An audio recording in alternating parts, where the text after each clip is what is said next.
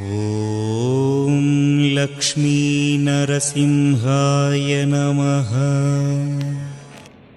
శ్రీ యాదగిరి లక్ష్మీ నరసింహస్వామి దేవాలయానికి అనుబంధ దేవాలయమైన పాతగుట్ట లక్ష్మీ నరసింహస్వామి దేవాలయంలో వైభవంగా జరిగే బ్రహ్మోత్సవాల వివరాలు తెలుసుకుందాం. పూర్వగిరి లక్ష్మీ నరసింహస్వామి వారి యొక్క దివ్యక్షేత్రంలో పాంచానిక దీక్షానుసారంగా శ్రీ పాంచరాత్ర శాస్త్ర దివ్యామోక్త ప్రకారంగా అత్యంత వైభవంగా బ్రహ్మోత్సవాలు నిర్వహించడం జరుగుతుంది.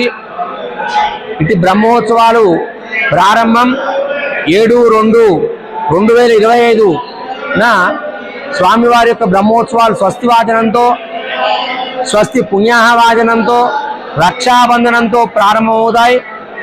ఈ స్వస్తి వాచనం యొక్క విశేషము మంత్రాధీనంతో దైవతమని వేదం చెప్తోంది. మంత్రము ద్వారా భగవంతుని ఆశ్రయించవచ్చును.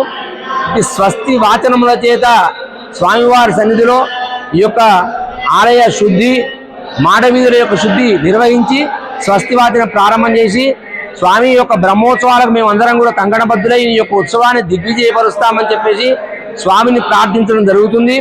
సాయంకాలం అంకురార్పణ మహోత్సవం, ముత్సంగ్రహణ కార్యక్రమం కూడా దిగ్విజయంగా నిర్వహించడం జరుగుతుంది.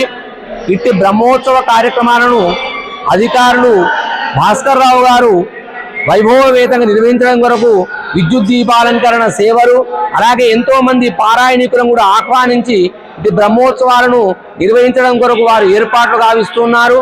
అలాగే ధార్మిక సాహిత్య సభలను కూడా ఈ యొక్క బ్రహ్మోత్సవాలలో ఏర్పాటు చేయడం జరిగింది.